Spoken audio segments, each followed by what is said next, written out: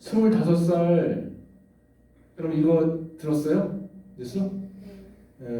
새벽 4시경에 술 먹고 서로 마음이 상해가지고 이제 술집을 운영하는데 친구가 주방에 들어가서 칼 들고 나와가지고 칼로 위협하니까 도망갔다고 하더라고. 도망갔다가 전화해서 나 너한테 아무 짓도 안 할 거니까 그냥 와라. 다시 왔는데 그러다가 이제 이렇게 배를 여러 차례 가격해가지고 그 자리에서 숨지는 것 같아요. 근데 공주에서 일어난 일이에요. 우리들 이야기를 하는 거죠. 그래서 목사님은 좀 많이 놀랐어요.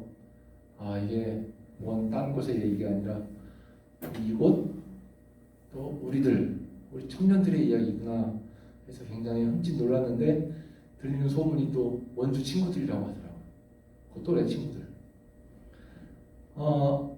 어떤 사람은 새벽 4시, 4시 반에 교회에서 기도하는 친구들이 있는가 하면 어떤 친구는 그 시간까지 이렇게 이제 술 먹고 문제를 일으켰는데 이 친구들이 20년 넘는 그런 굉장히 친한 서로 친구 관계였대요. 근데 한순간에 욱하는 감정을 참지 못해가지고 돌이킬 수 없는 그런 이제 사고가 일어나게 됐죠. 오늘 마음에 관련돼서 계속 말씀을 나누는데 첫째 주에는 마음 단련하고 지난주에는 마음을 경영하는데 이번 주에는 마음을 제어하는 거예요. 마음을 제어. 아마 그 친구들도 마음을 그 순간 제어하지 못했기 때문에 이제 돌이킬 수 없는 그런 일을 벌였고 또 들리는 얘기로는 이게 단순한 범죄가 아니라 칼을 준비한 후에 불렀기 때문에 이거는 계획 범죄래요. 그래서 조금 더 가중 처벌이 된다는 그런 이제 이야기를 들었어요. 끌어오르는 화가 있어요. 누구나 사람 치고 굼벵이도 밟으면 꿈틀댄다고 해서 아무리 착한 사람이라고 해도 자기 성격, 성질 안 가진 사람이 어디 있어요? 전부 다 자기 성격을 가지고 있죠. 근데 이 끌어오르는 화를 어떻게 그 마음을 조절하느냐가 중요한 겁니다. 그래서 끌어오르는 화를 억제할 수 있는 것이 바로 온유라고 하는 성품이에요. 온유. 여러분 온유의 성품을 가지고 있나요? 온유가 뭘까요? 온유. 온유라고 하는 것은 약하다는 것이 아니고 하나님의 성품인 신적인 본성으로서 부드러움을 의미하는 거예요. 흔히들 온유해가지고 마음이 착하면 약하다라고 의미하잖아요. 그래서 나는 사회생활을 하는데 약한 모습을 보이면 안 돼 하고 일부러 더 강해지려고 강한 모습 보이려고 소리를 높이고 요즘에는 목소리 큰 사람이 이긴다고 해서 막 자기의 목소리를 내는 경우가 많은데 온유라고 하는 것은 무조건 착하고 또 무조건 약하다라고 하는 것이 아니라 하나님의 본성인 부드러움을 의미하는 겁니다. 그래서 이 온유의 성품이 굉장히 중요해요. 말씀에도 보면 이렇게 말씀이 표현하고 있어요. 팔복 말씀 가운데서 우리 마태복음에 복이 있는 자는 어떻다 해서 8가지 복을 의미하잖아요. 그러니까 복 가운데서 정말 중요한 복들을 팔복에 모아놨는데 그 중에 하나가 온유한 자래요. 온유한 자. 온유한 자가 복이 있대요. 온유한 자는 복이 있나니 뭘 얻게 된대요? 땅을 기업으로 받게 된다는 거예요. 땅을 기업으로 받는다라고 하는 것은 자기의 지경이 넓어진다는 거예요. 사람과의 만남의 관계 속에서 또 자신이 살고 있는 삶의 영역 속에서 그 지경이 자꾸만 넓어진다라고 하는 거죠.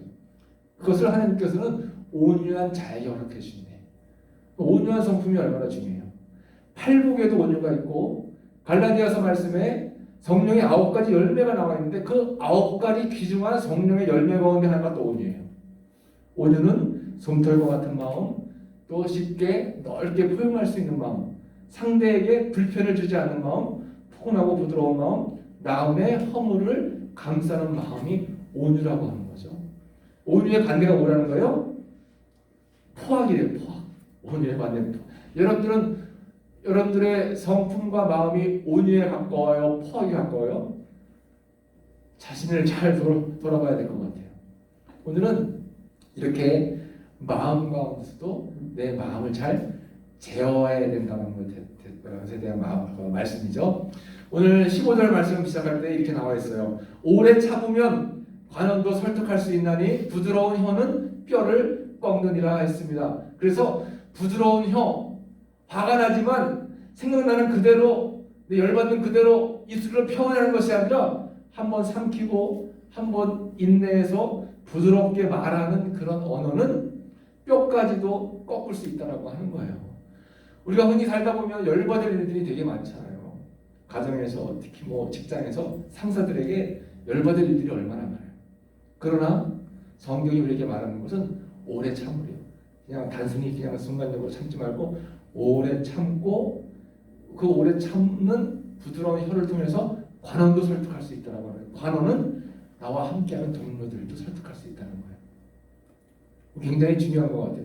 다른 사람들과의 인간관계를 맺기 위해서 온유의 마음이 필요하고 이 온유의 마음이 진정한 힘이라고 하는 것입니다. 온유하고 인내하는 것. 그런데 이렇게 온유하고 인내할 때 내 마음을 적절하게 잘 제어해서 경영을 하면서 인내하고 온유해야지. 그렇지 않으면 참다가 화병 나가지고 죽는 경우도 있잖아요. 너무 많이 참으면 그것이 막 스트레스가 돼가지고 또 다른 어려움을 겪을 때가 있는데 그만큼 내 마음을 잘 경영해야 돼. 자꾸 마음을 경영하고 단련하고 이해하고 또 남들에 관해서 내 마음적으로 그들을 포용하고 해가지고 진정한 힘인 온유가 내 삶을 다스릴 수 있도록 내 삶을 제어할 수 있도록 우리가 만들어야 되는데 그것이 바로 지혜라고 하는 거예요. 지혜. 이 지혜는 내 마음을 제어하는 힘이에요. 16절에서 너는 꿀을 보거든 조카리라만큼 먹으라. 과식함으로 토할까 두려우니라. 꿀이라고 하는 것은 너무 맛있고 달콤하잖아요. 그것도 과식하면 토한다는 거예요.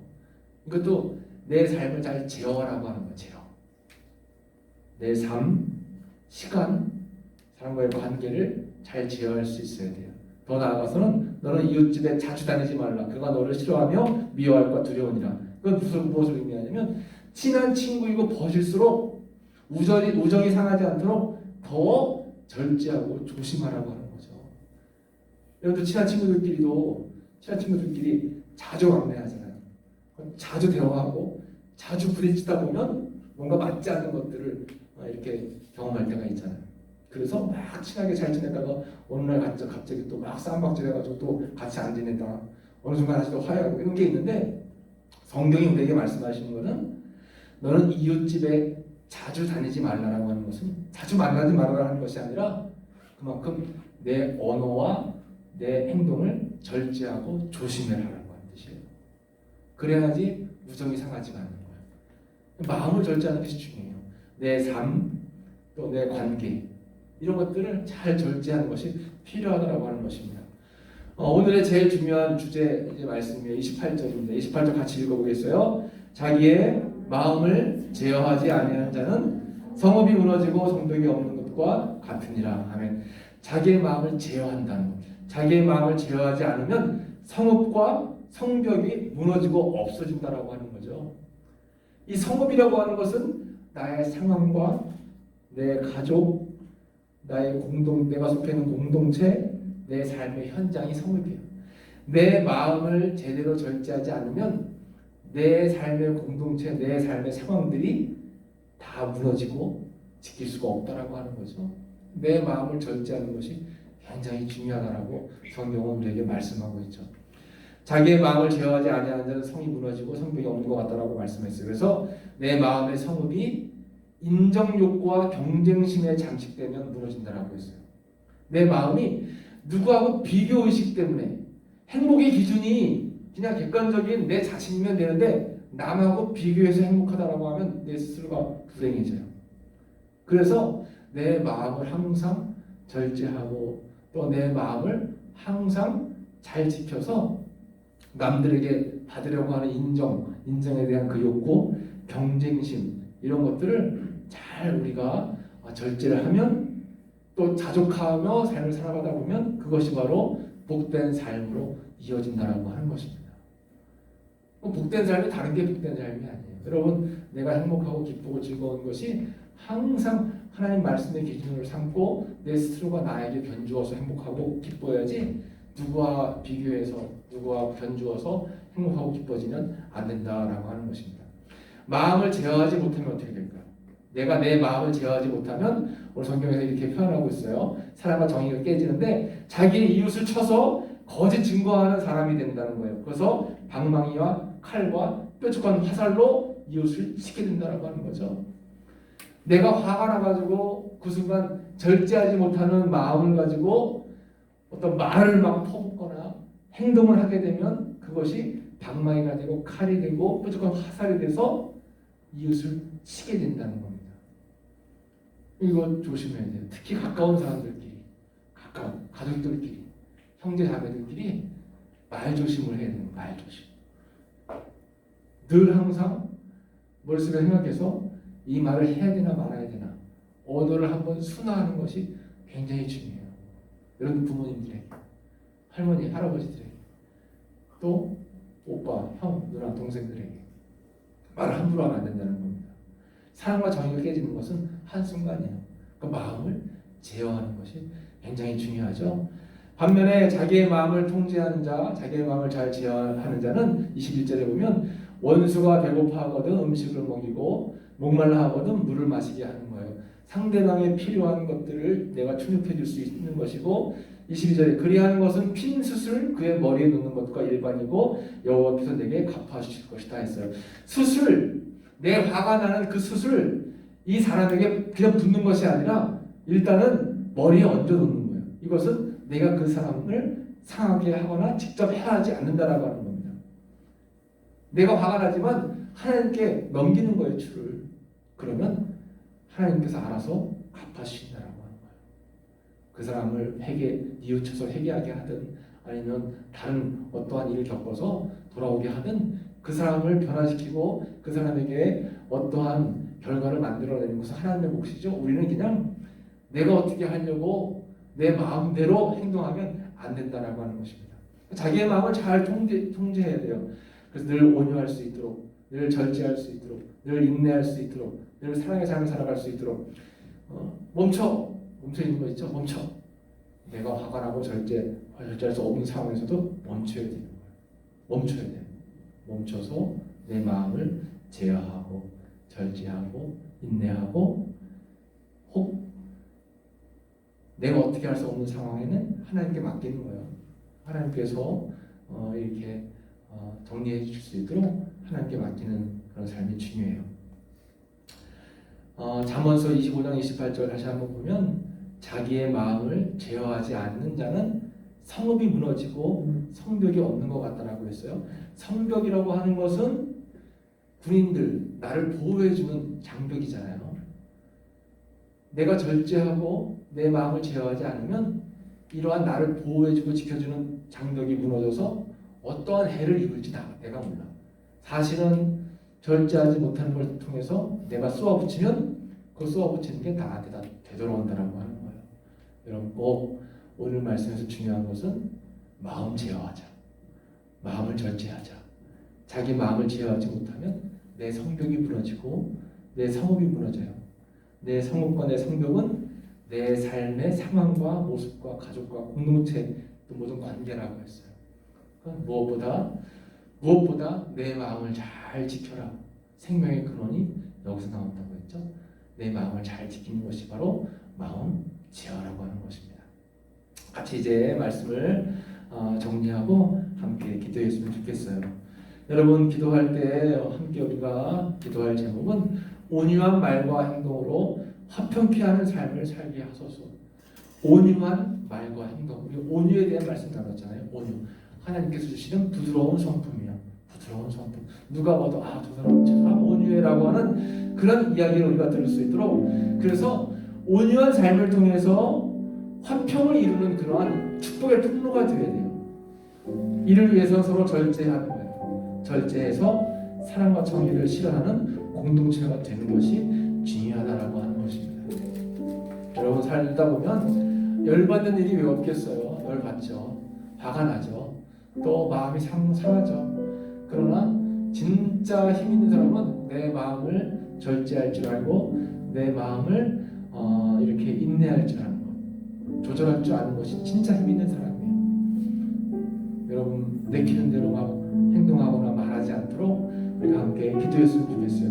온유한 삶, 화평을 이루는 삶, 절제하는 삶을 살아갈 수 있도록 인도해 주세요. 우리 함께 잠시 기도하도록 하겠습니다. 아버지 하나님 감사합니다. 오늘 찬양 예배드리며 마음 제어해 오늘도 대한 말씀을 함께 나누었습니다. 하나님, 자신의 마음을 제어하지 못하는 사람은 성읍을 지키지 못한다라고 했습니다. 성벽을 지키지 못한다라고 말씀해 주셨습니다. 우리 청년들 마음을 잘 지킬 수 있도록 주님 붙잡아 주시옵소서.